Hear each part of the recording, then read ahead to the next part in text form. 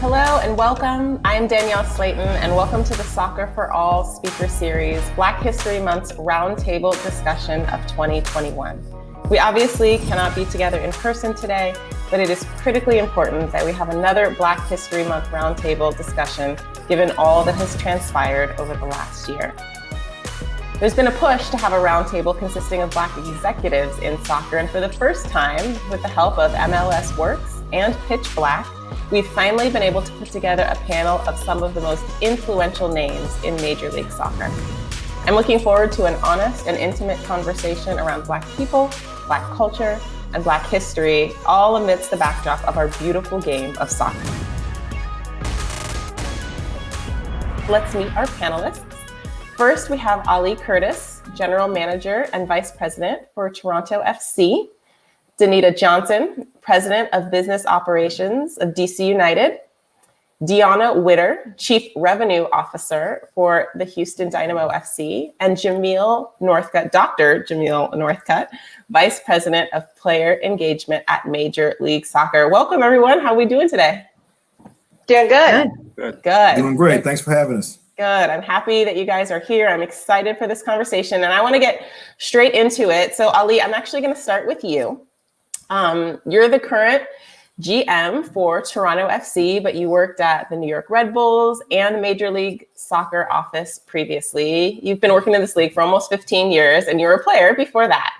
MLS doesn't have many Black GMs or head coaches, and I've had the pleasure of crossing paths with you over the years, and you're smart, you're talented, you're experienced, you played in this league. How did you ascend into this role as general manager, and to what do you attribute your success?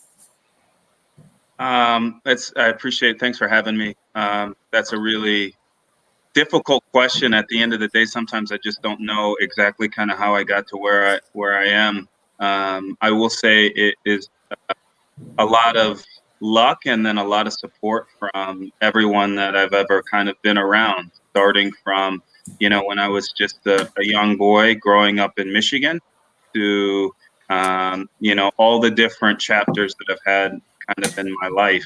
I think, overall, I think it's important that in different stages in my life and my career, I've tried to have somewhat of a bit of a plan.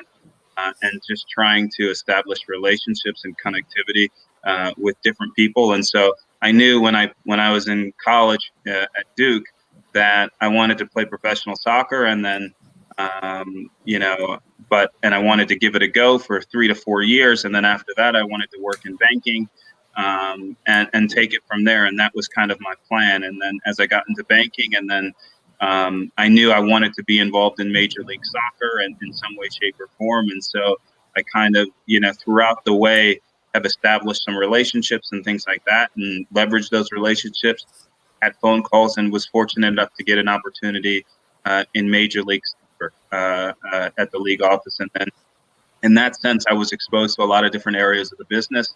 And during that period of time, and I knew that getting involved in a general manager role was a goal of mine, and then I just tried to write down every idea that I had to kind of create a plan.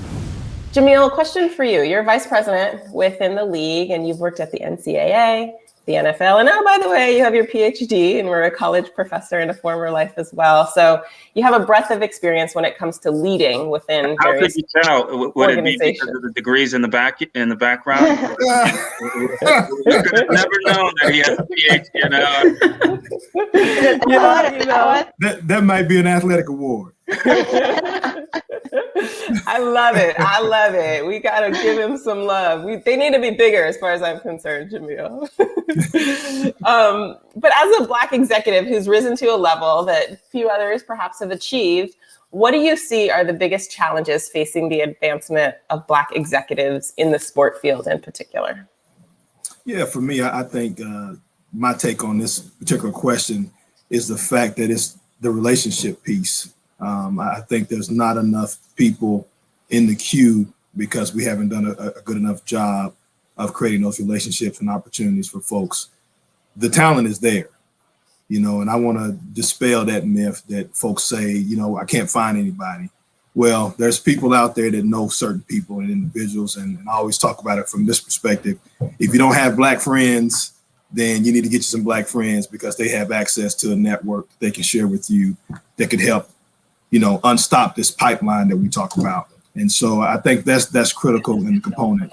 When we as Black professionals get into positions of leadership as well, we have to do our part to ensure that when we're hiring folks, that we are intentional in looking for Black candidates as well. And I think that's really, really important for things that we need to be doing on our own to ensure that we have qualified candidates and different representations of different groups, particularly minorities, coming into our industry.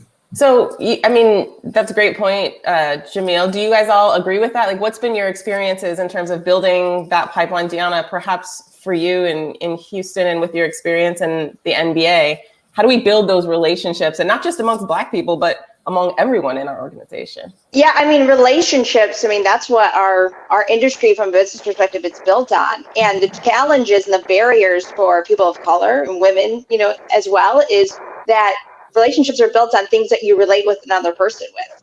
And so when somebody is met with an opportunity to hire somebody who looks like them, talks like them, comes from a similar place, those connections are happening much more frequently versus going outside and maybe going outside of a comfort zone and having to hire somebody within. So the relationships piece is a significant one. And, for me specifically, I find it's extremely important that we continue to reach out and go beyond sort of those barriers and put yourself in uncomfortable situations so you can start to establish those relationships and then bring people up with you. So that's the biggest piece, I think.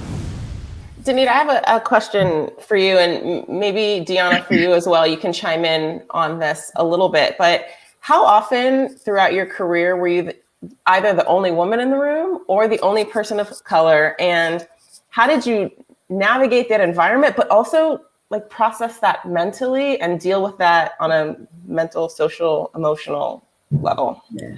It's definitely happened. I think sometimes you don't even realize it till you step out of the room. Like, you're so focused on what you're doing and like what's happening. And then you look up and you're like, wait a minute, what just happened? And it's not like something bad happened in the room. It's like, you notice, like I know I get determined, I get focused, and I'm like, okay, let's do this, let's move. And then I look up and I'm like, wait, where's everybody else? And I think it's sometimes in those moments when something may go left or something where you want to talk about it and you're like, I don't know how to talk about this with the person that's next to me, because they may not be able to relate. And so I think it's those type of instances that happen that remind you for getting past it and moving forward. I think it's really, once you become in the opportunity, when we talk about like the hiring, you have the ability to bring more people on board of diverse backgrounds, you help be a part of that decision making. And then if you're not in the room to actually help hire, and I know it's scary at times, to be a part of that communication to your managers and be like, hey, do you know this? Like, we need this other thing. Like, our fans look of all these different varieties and from all these different backgrounds, but we don't have representation inside because maybe I'm not Latino. So it's hard for me to relate to the culture and say I can experience all these things and know these things when somebody else may know that better. So even from, I think, both seats, you got to be able to have that open dialogue, whether you're the one in the hiring position or you're the one on the floor. I think that you're sitting on the floor next to somebody to be there to help push the message along. Mentally, there's a weight of knowing that when I interact with somebody, whether it be a partner, a colleague, another executive, that there's a potential that my interaction with them is going to leave an impression about what they think about all people who look like me. And so there's that weight of understanding that responsibility, and that I constantly have to make sure that I'm in a position that I'm presenting and representing for others. And I can bring my authentic self, but I have to make sure that my authenticity also is a reflection of everyone else. And so I have to sort of keep myself I wouldn't say in the lane, but it does mentally wear on you that I can't go here, because what impact could that have on everyone else who could be considering hiring somebody or working with somebody that has a similar background? What's the hiring process like at the league level, if you have insight into that? And is it the same? Has it changed in recent times? I mean, there's obviously a lot of focus right now. DEI, right? Diversity, equity, inclusion is the hot button phrase of the year.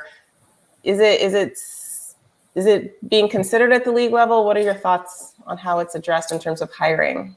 Yeah, absolutely. We've rolled out a series of initiatives to kind of let the world know that we're serious about this. You know, we're in the process of hiring a head of DEI right now, and hopefully that search will be wrapping up here pretty soon. We've rolled out a series of initiatives that we're planning on doing from here on out. You know, we've announced the diversity committee. We have announced the names of that committee. I know that Ali's serving on that myself as well. It is inclusive of our board of governors and other members in the technical staffs, the club level, as well as our players, you know, former players and active players. And so I think that's something that's really, really significant, where we will be able to have ownership level types of support for the things that we will do. Those initiatives are around supplier diversity. They're around civic engagement.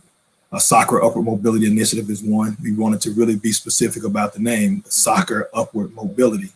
That's something that has been lacking in all fields of human endeavor as it relates to Black and brown people. So we wanted to be significant about that. And so I think, and then other pieces of youth and grassroots initiative. So the hiring practices at the MLS are definitely changing.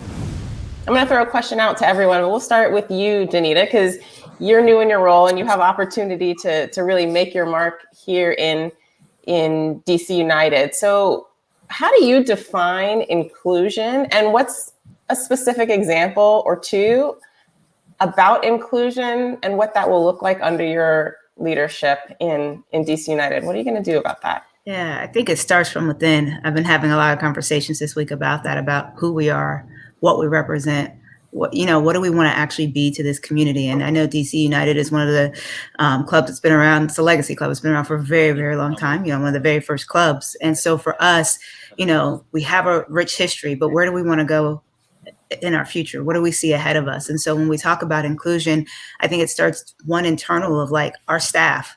You know, they need to be inclusive. We need to look at the type of people that we're hiring, and we got to create pipelines. We need to go to where they can enter into our organization from interns and move up and create opportunities there.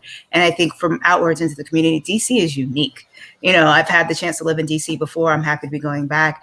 And as the nation's capital, I mean, this is the hub of where the world meets. I mean, where we meet in the US, you know, it's supposed to represent inclusion. It's supposed to represent diversity, and we have to be a part of that. And so for us, it's taking that message into the community through our different community programs. We're in the midst of kind of revamping our whole CR world of what we're going to do and how we're going to be represented in the community right now. But we have to find pillars that connect back to them, and we got to go out and make impact.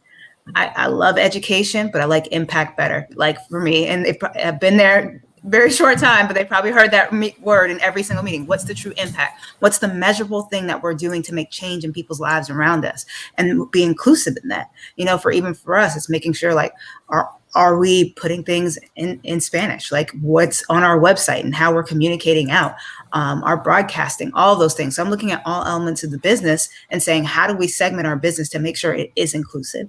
And so it's going to take us a little bit of time, but I definitely think it could be done. And I think we have a good group of people that are willing to make that change. Anybody have any questions for each other? I mean, Ollie's already started talking smack about Toronto winning this year. And was not talking smack. I'm just, you know, we're working towards it, just like everybody else. You were talking smack, man. That was smack. We got our work cut out for it. I mean, I'm happy to ask the questions, but you guys are smart people. Any questions you have for each other? Anything you want to know? Anything I'm missing? Well, I got a question for you, Danielle. Oh, how have you been? Yeah, you've been an interviewer. So how have you been able to navigate the space, given the current climate, the things we're dealing with around social justice? You know, you've been called on to kind of be a voice. How have you managed this kind of time frame that we're in right now? I would say for me, I think at first, I'd say this summer, I got asked, I don't know about you guys, but I got asked to do a lot of stuff, right? Like all of a sudden, a lot of my white colleagues and friends were coming out the woodworks and all of a sudden wanted to talk and wanted to support, but wanted to learn. And I think my first reaction was finding my voice and saying, okay, this is my time, right? I have to speak up, and I have to use my voice and my platform for positive change. And I think over time, what has evolved for me a little bit is now I'm kind of pushing more and I'm asking for more. So it's, yeah, sure, I'll moderate this panel, but can you introduce me to so-and-so so I can connect it and make an impact in a different way? Or asking for organizations and companies and people in return for me doing some of these things and using my platform, asking for something that's going to benefit the goals and the passions that I have. So it's more of a two-way street. And I think I'm finding my voice, and then really realizing too that part of my responsibility as I move up is to turn around down the ladder and pull up the next girl or pull up the next kid who, you know what, we're calling an Earthquakes game and you're going to sit in the booth with me and you're just going to listen and you get to be here. And maybe that's the thing that sparks it for them, and gives them the opportunity on a path that maybe previously they haven't had. So trying to be, to your point, like thoughtful and strategic and intentional about my work and leveraging, you know, my platform in a positive way. What about you guys? Anyone else want to chime in on that? I think for me, I was going to say, it's like the recognition. It's been interesting. This year is the first year I felt like, oh, wow, I have a platform. You know, like I never saw myself as somebody who had a platform before. I'm just a person that works hard and is trying to accomplish goals within my organization and for my team. And hopefully I'm able to impact the lives of others and maybe be an example. But I've never seen it at such the scale that it has become.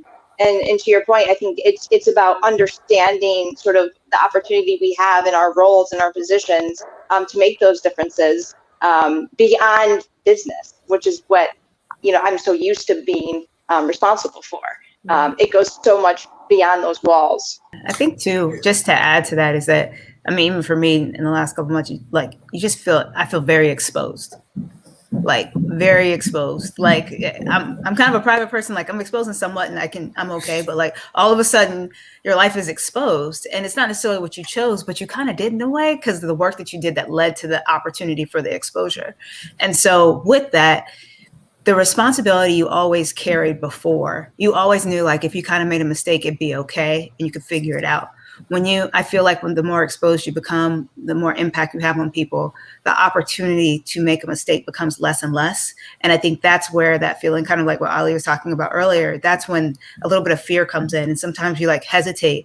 But what I've been telling myself lately is you never hesitated to get here, so don't hesitate now.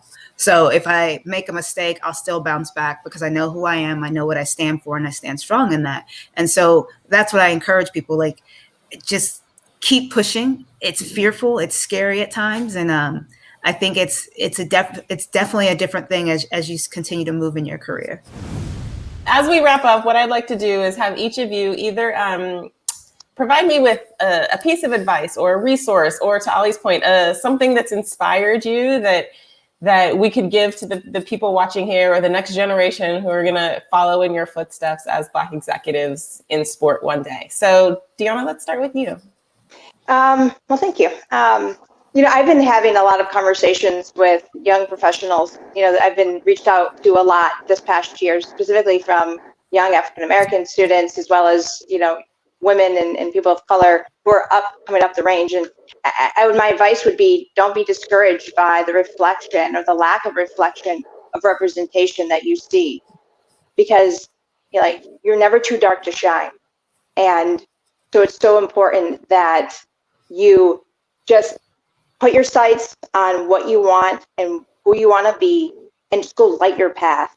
And then after that, keep the lights on so that other people can follow behind you. I would say really just to be intentional, to be hardworking, to be the best version of yourself, to do everything you can to work hard, to succeed, to be comfortable, to know that it's okay in different moments to have fatigue, and to have sadness, but also moments of happiness, because we're all human beings in this thing, and we're all kind of doing the best thing that we can. And to the extent that you can be, it's a really special thing, especially where we are right now, because I think people look at you and they get inspired. one of the key things too is surrounding yourself with good people, whether it be your friends, whether it be your family, because at some point in this journey, you're going to get knocked down. You're going to have a bad day that turns into a bad week, and you have to figure out how to get yourself back up again. And so I truly believe like the people around you, and like if you can put people around you that maybe they're 2 or 3 steps ahead, and not to be 2 or 3 steps ahead where you're jealous and I want to do this, do that so that like in those moments they can support you, that they can actually give you like, hey, I was there before. I can give you some insight how I got through that moment. So I think one of the big things for me is the support group. One, I just want to give a big shout out to Carter G. Woodson. You know, we're celebrating Black History Month as a result of all his work and the things that he did to start with a Black History Week. And then obviously that culminated into a Black History Month. So I wanted to give him his just due for that. As it relates to advice to young people, I kind of go back to this proverb, Proverbs 22:1. And it says, a good name is to be chosen above great wealth, and favor is better than silver and gold. A lot of times as a young professional, we're chasing money or whatever it might be. But I really encourage people to kind of do what Danita just said. You know, you want to find the good people, surround yourself with good people. But again, to take it a step further, identify the right people. Observe and pay attention to people who want to do for you and who have helped others. And I think you'll get some better outcomes from being intentional, just from a strategic approach of kind of getting into the right path, getting into the right programs, and being associated with the right people who are looking to champion you, to grow you, to be an ally and support you in your career. And anything that you want to do as it relates to human development. Well, thank you. Thank you to each of you. And unfortunately, that's all the time we have today.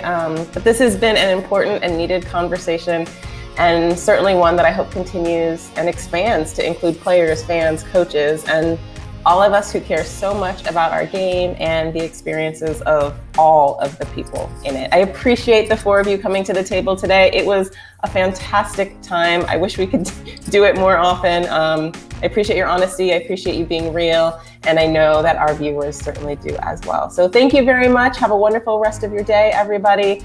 Thanks again. Bye for now.